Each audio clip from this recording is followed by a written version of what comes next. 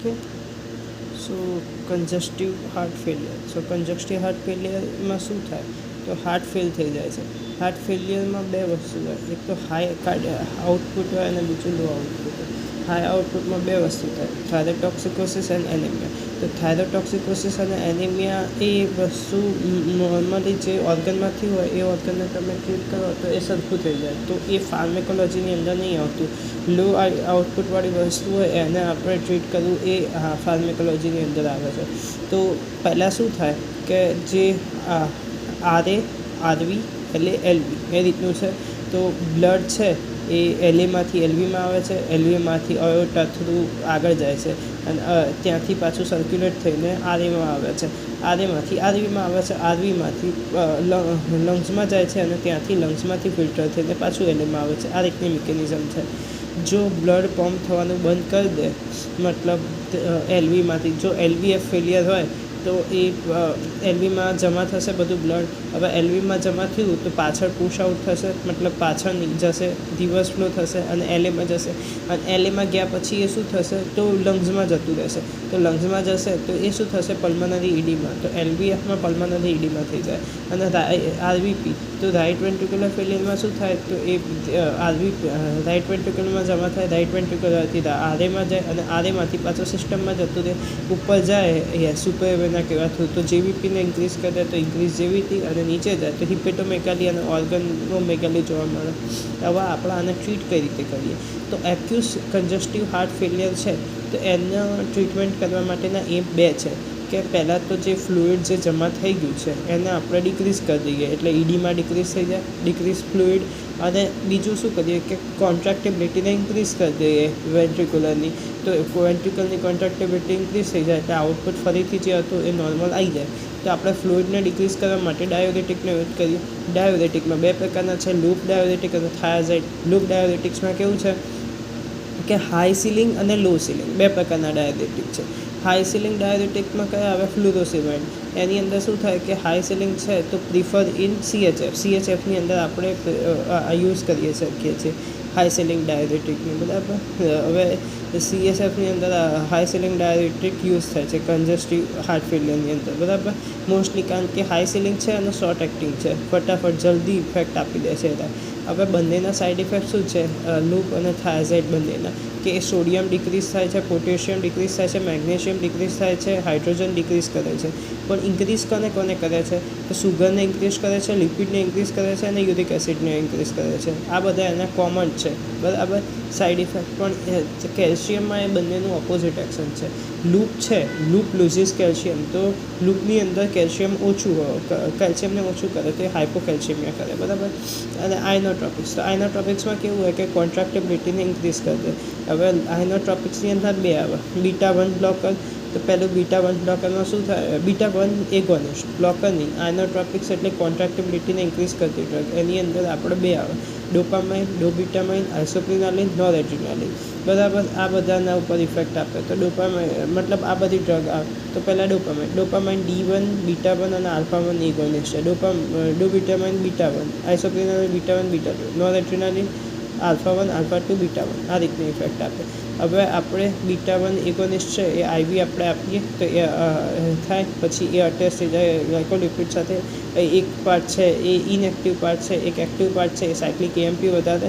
હવે એ આગળ જઈને પીડીઈ ફોસ્ફોડાયએસ્ટરેઝ પર એક્ટ કરે, બરાબર. ફોસ્ફોડાયએસ્ટરેઝને ઇન્હિબિટ કરી દે અને સાયક્લિક એએમપી વધી જાય અને એના કારણે આઇનોટ્રોપિક ઇફેક્ટ આવે.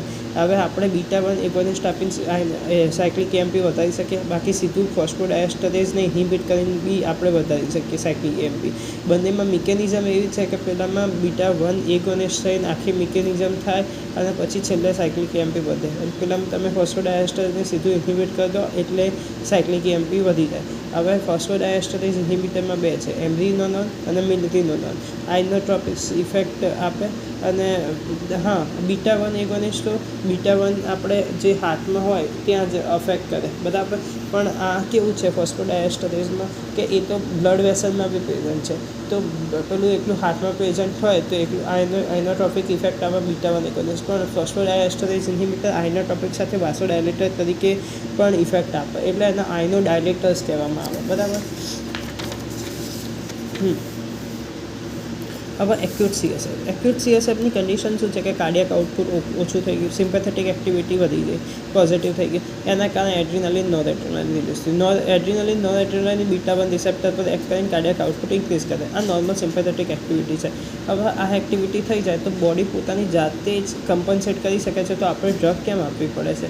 એનું રીઝન એવું જ છે કે એડ્રીનાલિન અને નોરએડ્રેનાલિન એટલું બીટા 1 પર એક્ટ નથી કરતા, એના સિવાય આલ્ફા પર પણ એક્ટ કરે. આલ્ફા 1ને એક્ટ કરીને શું કરે તો વાસો કન્સ્ટ્રિક્શન કરે. વાસો કન્સ્ટ્રિક્શન થઈ ગયું તો વાસો કન્સ્ટ્રિક્શનમાં બે વસ્તુ થાય. એક તો વેન પર એક્ટ કરે અને આર્ટરી પર એક્ટ કરે. વેન પર એક્ટ કરે તો એ પ્રીલોડ વધારે દે. પ્રીલોડ કેમ વધારે દે? તો વેન જે હાર્ટ તરફ આવતું બ્લડ છે સુપિયર વેના કહેવાતું, તો વેન કન્સ્ટ્રિક્ટ થઈ જાય તો એ બ્લડ વધારે પુશ થઈને આવવું પડે, એને બહુ વધારે મહેનત કરવી પડે, એટલે પ્રીલોડ વધી જાય. અને આફ્ટર લોડ વધી જાય એમાં શું થઈ જાય કે જે વેન્ટ્રિકલ છે એને બહુ વધારે મહેનત કરવી પડે, કારણ કે ઉપર આર્ટરી કન્સ્ટ્રિક્ટ છે એટલે એ બ્લડ જવામાં, એટલે આફ્ટર લોડ પણ વધી જાય. એટલે એડ્રીનાલિન નોરએડ્રેનાલિન એવું બી કામ કરે. પાછું બીટા 1 એકલું હાર્ટમાં તો નથી, બીજા રેનિન કિડનીમાં છે એ એક્ટ કરે જીજી સેલ પર, અને ત્યાંથી રેનિન રિલીઝ કરે. એન્જિયોટેન્સિન એનો એન્જિયોટેન્સિન 1, એન્જિયોટેન્સિન 2 આ રીતનું રિલીઝ થાય. હવે એ ત્યાં એન્જિયોટેન્સિન 2થી 81 રિલીઝ થાય, 81 સિમ્યુલેટ થાય, ત્યાંથી વાસો કન્સ્ટ્રિક્શન થાય, પાછું એડ્રીનાલિન નોરએડ્રેનાલિન ઇન્ક્રીઝ થાય, પાછું આલ્ડોસ્ટેરોન ઇન્ક્રીઝ થાય, અને સોડિયમ વોટર ઇન્ક્રીઝ થઈ જાય લોસમાં, બરાબર. આના કારણે LVH છે તો LVH લાઇટ વેન્ટ્રિક્યુલર હાઇપરટ્રોફી થઈ જાય, કારણ કે છેલ્લે તો શું થયું કે આફ્ટર લોડ વધી જાય છે એટલે વેન્ટ્રિકલને બહુ વધારે મહેનત કરવી પડશે બ્લડ પુશ કરવા માટે. એટલે વેન્ટ્રિકલ તો મહેનત કરી જ જશે કે બ્લડ પુશ થઈ જાય, એટલે એના કારણે શું થશે કે હાઇપરટ્રોફી થઈ જશે અને રિમોડલિંગ થશે. એટલે એક્યુટ CHFના પેશન્ટમાં CHF કન્જેસ્ટિવ હાર્ટ ફેલિયરના કારણે ડેથ નથી થતી, પણ ડેથ થવાનું કારણ શું છે કે વેન્ટ્રિક્યુલર હાઇપરટ્રોફી થઈ જ જશે અને એક વખત રિમોડલિંગ થઈ જશે અને એમાં માણસની ડેથ થઈ જશે. આ રીતની મિકેનિઝમ છે, બરાબર. પછી ક્રોનિક CHFના એમ શું છે કે એક વર્ક ડિક્રીઝ કરે છે. વર્ક ડિક્રીઝ થાય તો વાસોડાયલેટર ઇફેક્ટ આપે. પછી બીજામાં કેવું છે કે ફ્લુઇડ ડિક્રીઝ કરે તો ડાયુરેટિક ઇફેક્ટ આપે. ડાયુરેટિકમાં લૂપ ડાયુરેટિક તરીકે ઇફેક્ટ આપે. પછી બીજું છે રિવર્સ LVH એટલે શું કે રાસને ઇન્હિબિટ કરે.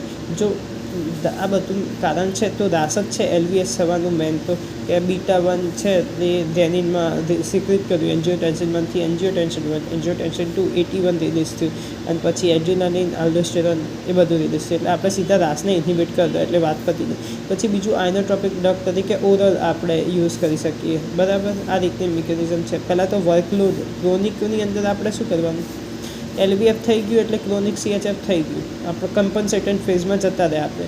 તો હવે એને ટ્રીટ કરવા માટે આપણે વર્ક ડિક્રીઝ કરવાનું, એટલે વાસોડાયલેટર આપવાના, બરાબર. એટલે જે કન્સ્ટ્રિક્શન થઈ જશે એ રિલીઝ થાય. પછી ફ્લુઇડને ડિક્રીઝ કરવાનું એટલે ડાયુરેટિક આપીએ. પછી LVHને રાઇટ વેન્ટ્રિક્યુલર હાઇપરટ્રોફીને ટ્રીટ કરવા માટે આપણે રાસને ઇન્હિબિટ કરવું પડે, અને આઇનોટ્રોપિક ડ્રગ આપણે ઓરલ આપીએ છીએ જે બધા એ આપવી પડે, બરાબર. તો પહેલું વાસોડાયલેટરને ટ્રીટ કરવા માટે, તો વાસોડાયલેટરમાં પહેલાં પ્રીલોડને ઓછું કરવા માટે નાઇટ્રેટ આપીએ. આર્ટરીને આફ્ટરલોડને ઓછું કરવા માટે હાઇડ્રોલાઇઝિન આપીએ. વેન અને આર્ટરી બંનેમાં પ્રીલોડ અને આફ્ટરલોડ બંનેને ઓછું કરવા માટે નાઇટ્રોક્લોસાઇડ, AC અને ARB આપીએ, બરાબર. હવે LVHમાં શું થયું કે રિમોડલિંગ થઈ જાય. રિમોડલિંગ થઈ જાય છે તો પહેલું શું થઈ જાય છે કે પેશન્ટ છે ને એનું સર્વાઈવલ ઇન્ક્રીઝ થઈ જાય છે, લોંગેટિવિટી ઇન્ક્રીઝ થઈ જાય અને મોર્ટાલિટી ડિક્રીઝ થઈ જાય જો LVF રિમોડલિંગ ઓછું થઈ જાય તો. હવે એમાં બે છે, બીટા બ્લોકર, ARB આપણે આપીએ, AC બ્લોક કરીએ ને આલ્ડોસ્ટેરોન. સિમ્પલ વસ્તુ એ છે કે વસ્તુની શરૂઆત અહીંયાથી થઈ છે કે બીટા 1 આગળ જઈને JGને સિમ્યુલેટ કરે છે, એટલે આપણે પહેલાં એને જ બંધ કરી દીધા. પછી બીજી મિકેનિઝમ અહીંયા એવી છે કે ACને એક્ટિવેટ થઈ જશે, એન્જિયોટેન્સિન 1માંથી એન્જિયોટેન્સિન 2, તો આપણે ACને બ્લોક કરી દીધી. પછી ત્રીજામાં કેવું છે કે અહીંયા 81 ARB આપણે આને બ્લોક કરવા પડે, તો ARBને બ્લોક કરી દીધા, બરાબર. અને આલ્ડોસ્ટેરોનને એન્ટાગોનિસ્ટ કરી દીધું, એટલે આ વસ્તુ જોવા મળે, બરાબર. હવે બીટા 1 બ્લોકરમાં કયા કે આવા મેટાપ્રોલોલ, બરાબર, મેટાપ્રોલાઇન, કાર્વેડિલોન, બિસોપ્રોલોલ આ ડ્રગ છે. હવે કોન્ટ્રાઇન્ડિકેટેડ તરીકે શું છે તો એક્યુટ CHFમાં આપણે ના આપી શકીએ. કેમ ના આપી શકીએ? તો એક્યુટ CHFમાં તમે આપો તો એ શું કરે કે બીટા 1 બ્લોક કરી દે, તો કાર્ડિયાક આઉટપુટ ઇન્ક્રીઝ થશે જ નહીં. તો આપણને આ કાર્ડિયાક આઉટપુટ તો ઇન્ક્રીઝ કરવું છે, બરાબર. એટલે આપણે બીટા 1 બ્લોકર એક્યુટ CHFમાં ના આપીએ. પણ આપણને એટલી ખબર પડી કે ક્રોનિક CHF જવાના સ્ટેજમાં આ બીટા 1 બ્લોકર આપણને હેલ્પ કરે છે ટ્રીટમેન્ટ માટે. તો હવે શું કરવું કે ક્રોનિકમાં જતા રહે તો હેલ્પ થાય છે પણ એક્યુટમાં નથી કરતી.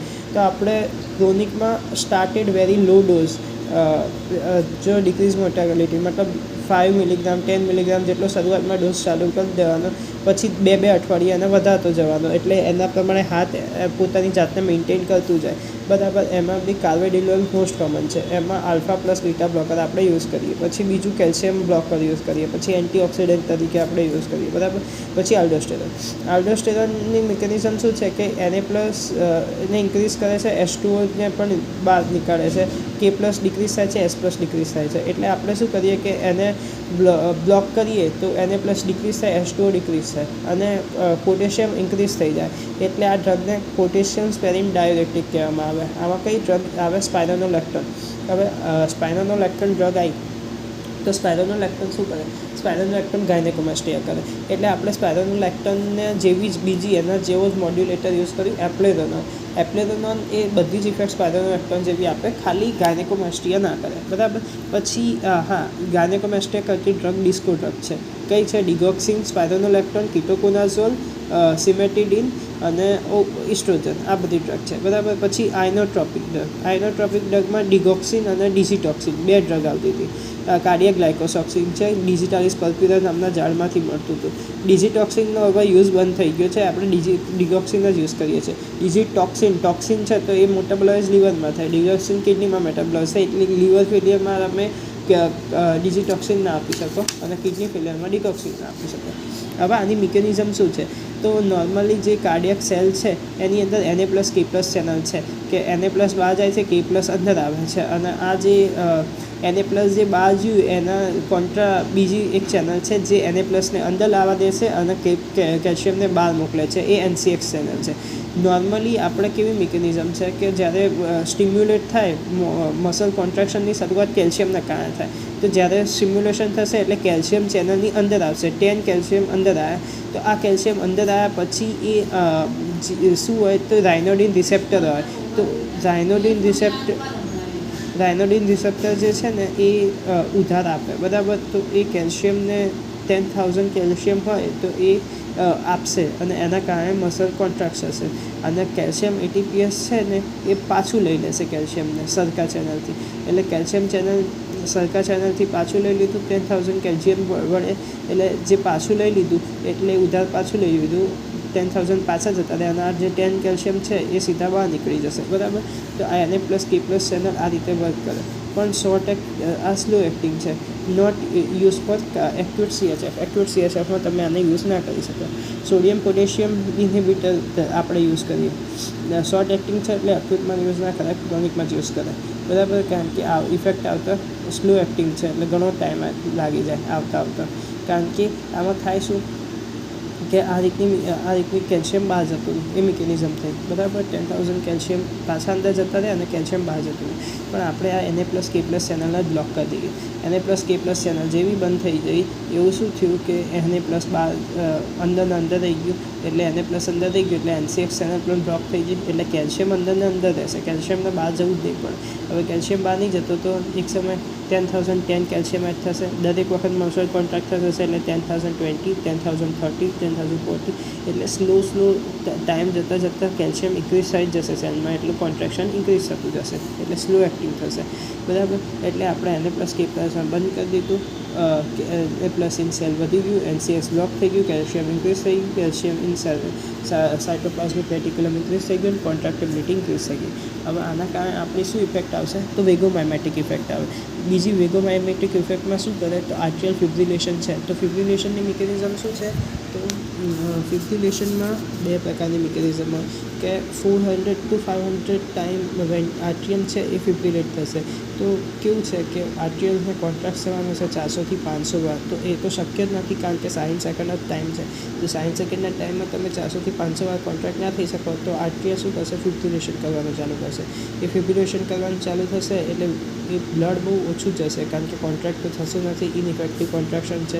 એટલે એના કારણે શું થશે? એક સમય પછી વેન્ટ્રિક્યુલર પણ ફિબ્રિલેટ કરવાનું ચાલુ થશે. હવે વેન્ટ્રિક્યુલર ફિબ્રિલેટ કરવાનું ચાલુ કરે તો જે કન્ડક્શન છે એ ડિક્રીઝ થઈ જાય, મતલબ એના કારણે બ્લડ ઓછું પહોંચવા માંડે ઓર્ગનને નહીં બધાને, તો આપણે વેગોમાઇમેટિક ઇફેક્ટ આપીએ જેના કારણે ડિક્રીઝ કન્ડક્શન ઓફ આર્ટિયમ ટુ વેન્ટ્રિકલ છે એના ટ્રીટ કરવા માટે ડિકોક્સિન યુઝ થાય અને એ વધારે દે એને આર્ટિયમ ટુ વેનસ, બરાબર. પછી સાઇડ ઇફેક્ટ. આની સાઇડ ઇફેક્ટ શું છે? સાઇડ ઇફેક્ટમાં મોસ્ટ કોમન તો નો છે ઓમેટિક, આ કાર્ડિયક એરિથમિયાની કરે, અને મોસ્ટ કોમન ઇન હાર્ટ કંઈ કરે તો વેન્ટ્રિક્યુલર બાયજેમિની કરી દે, બરાબર. વેન્ટ્રિક્યુલર બાયજેમી કરી દીધું. પછી બીજી મોસ્ટ સ્પેસિફિકમાં કેવું છે તો નોન પેરોક્સિમલ આર્ટિયલ ટેકિકાર્ડિયા વિથ એવી બ્લોક કરે, NPAT વિથ એવી બ્લોક, નોન પેરોક્સિમલ આર્ટિયલ ટેકિકાર્ડિયા વિથ એવી બ્લોક કરે, NPAT વિથ એવી બ્લોક કરે, બરાબર.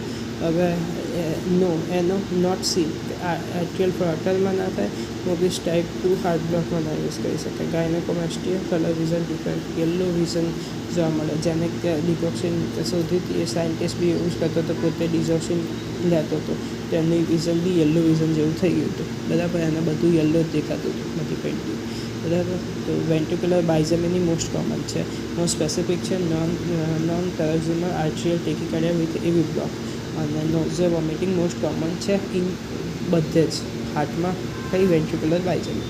બસ આટલું યાદ રાખી દેવાનું. પછી આપણે ત્યાં પછી અહીંયા તો ટોક્સિસિટી ઇન્ક્રીઝ થઈ ગઈ, તો આ ટોક્સિસિટીને ઇન્ક્રીઝ કોણ કરે તો ઇલેક્ટ્રોલાઇટ, જેમ કે કેલ્શિયમ ઓછું છે તો કેલ્શિયમ સેલની અંદર ઓછું થઈ જશે,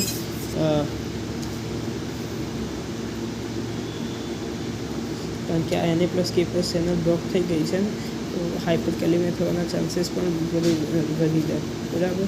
તો કેલ્શિયમ મેગ્નેશિયમ ઓછું હોય તો કેલ્શિયમ ઇન્ક્રીઝ થઈ જાય તો ટોક્સિસિટી થાય, બરાબર. હવે ક્વિનકી વાટ લગ ગઈ એ ડ્રગના કારણે ટોક્સિસિટી કરે, તો કઈ ડ્રગ છે? ક્વિનિડીન, વેરાપામિલ, એમાઇન્ડ્રેઝોન, થાયાઝાઇડ. ક્વિનકી વાટ લગ ગઈ, એરિથ્રોમાઇસિન અને ઇરિથ્રોમાઇસિન, આ બધી ડ્રગ છે. તો ઓવરડોઝ ઓફ ડિકોક્સિનથી હાઇપરકેલેમિયા પણ થઈ શકે, એ મિકેનિઝમ બી સમજી લીધી આપણે. રિનલ ડિસીઝમાં કઈ છે તો ડિકોક્સિન ના આપીએ, લિવર ડિસીઝમાં ડિજીટોક્સિનના કારણે ટોક્સિસિટી થાય. મેનેજમેન્ટ ઓફ ટોક્સિસિટીમાં આપણે કરેક્ટ ઇન્વેસ્ટિગેશન કરીએ, અને પછી ડિકોક્સિન ઇન્ડ્યુસ એરિથમિયા હોય તો લિગ્નોકિન અને કઈ બીજી આપણે ફેનિટોઇન, લિગ્નોકિન અને ફેનિટોઇન 2 ડ્રગ ઓફ ચોઇસ છે ડિકોક્સિન ઇન્ડ્યુસ એરિથમિયાને ટ્રીટ કરવા માટે. પણ સિવિયર ટોક્સિસિટી થઈ ગઈ હોય તો બ્રેડિકાર્ડિયાને બધું જોવા મળે તો આપણે ડિઝીમાઇન આપી દઈએ, ડિકોક્સિન ઇમ્યુન ડાયોરેટિક્સ અને ડિકોક્સિન, આ 3 વસ્તુ આપીએ. ક્રોનિક CSIમાં 3 વસ્તુ આપાય, ડાયોરેટિક્સ અને ડિકોક્સિન, ડાયોરેટિક ડિકોક્સિન, 3 વસ્તુ આપે, ડાયોરેટિક ડિકોક્સિન. ન્યુડ્રગમાં BNP છે, BNP શું છે? બ્રેન નેટ્રોરેટિક પેપ્ટાઇડ, એ યુરિન પર એક્ટ કરે, સોડિયમને ડિક્રીઝ કરે, વેસોડાયલેટર ઇફેક્ટ આપે. ન્યુરલ એન્ડોપેપ્ટાઇડેઝ છે, જેને ઇન્હિબિટ કરતી ડ્રગ નેપ્ટિલાઇસિન તરીકે આપણે યુઝ કરતા હતા, પણ આપણે BNPને માટેની ડ્રગ છે નેસિરીટાઇડ, તો પાછળ જે ટાઇડ છે એ IV આપણે આપીએ, પણ ટાઇડ છે એ પેપ્ટાઇડ છે, તો પેપ્ટાઇડ આપણે ઓરલ યુઝ ના કરી દઈએ, કારણ કે પેપ્ટિડેઝ જે છે એ એને બ્રોકન કરી દે, એટલે ઓરલ ના કરાય, IV કરીએ. અને શોર્ટ એક્ટિંગ છે એટલે એક્યુટ CSFમાં જ યુઝ થશે નેસિરીટાઇડ, નેપ્ટિલાઇસિનને બધું છે. પછી બીજી છે ન્યૂ ડ્રગમાં નેપને ઇન્હિબિટ કરતી, જે આગળ મિકેનિઝમ કરતું હતું ન્યુરલ એન્ડોપેપ્ટાઇડેઝવાળું, એને કરતી ટ્રીલ ડ્રગ છે, ઇકાર્ડોટ્રીલ, સાક્યુબિટ્રીલ, એ બધી ડ્રગ છે. પછી AC ઇન્હિબિટર, નેપ ઇન્હિબિટરમાં વાસોપેપ્ટાઇડેઝ ઇન્હિબિટર, એમાં ઓમારા પેટ્રિલેટ, આ બંનેને કમ્બાઈન કરી દીધી, AC પ્રિલ અને ટ્રીલને, એટલે ટ્રીલેટ થઈ ગયું, અને સેમ્પ્રિલેટ. પછી ARB પ્લસ નેપને ઇન્હિબિટ કરીએ તો વાલ્સાર્ટન પ્લસ સેક્યુબિટ્રીલ, જે આરની ડ્રગ કહેવાય, જે અત્યારે યુઝ થતી ડ્રગ છે. પછી વાસોપ્રેસિન રિસેપ્ટર એન્ટાગોનિસ્ટ તરીકે VP છે, એમાં 2 છે, V1 અને V2. VNમાં વાસો કન્સ્ટ્રક્શન થઈ જશે, V2માં યુરિન ડિક્રીઝ થશે. તો આપણે કોની વેપ્ટેન નહીં આપતા, તો કોની IV અપાય છે, ઓરલમાં ટોલવેપ્ટેન આપણે આપીએ છીએ, ઓકે. ટોલવેપ્ટેન આપણે ઓરલમાં આપીએ છીએ, IVમાં કોની વેપ્ટેન આપણે આપીએ છીએ. ઇવાબ્રેડિન, તો ઇવાબ્રેડિન ફની કરંટ રિસેપ્ટરને બ્લોક કરતી ડ્રગ છે, એમાં બ્રેડિકાર્ડિયા હોય તો એને ટ્રીટ કરવા માટે ઇવાબ્રેડિન આપીએ. સાઇડ ઇફેક્ટમાં વિઝ્યુઅલ એક્યુટીને ઓછી કરી દે છે. પછી લેવોસિમેડાઇન, એમાં PGE ઇન્હિબિટર અને કેલ્શિયમ સેન્સિટાઇઝર છે. ઓમાકાટિવ, એ કાર્ડિયક માયોસાઇન પોઝિટિવ છે અને માયોસિન પોઝિટિવ. SGLT2માં ઇમાગ્લિફ્લોઝિન અને ડેપાગ્લિફ્લોઝિન. એક્યુટમાં કોન્ટ્રાક્ટિવિટી ઇન્ક્રીઝ થાય છે, ફ્લુઇડ ડિક્રીઝ થાય છે. તો ક્રોનિકમાં આપણે 3 આપતા હતા: ડાયલેટર્સ, ડાયુરેટિક્સ અને ડિટોક્સિન. એલબીએસ બ્લોક કરે છે, બીટા બ્લોકર છે, એસી ઇન્હિબિટર છે, એઆરબી ઇન્હિબિટર છે, સ્પાયરોનોલેક્ટોન. ન્યૂ ડ્રગમાં બીએનપી, વાસોપ્રેસિન ઇન્હિબિટર, લેઓસિમેટેન, ઇવાબ્રેટિન, ઓમેકાન્ટિડ અને SGLT2 બ્લોકર. આટલી ડ્રગ યુઝ કરીએ છીએ. બરાબર.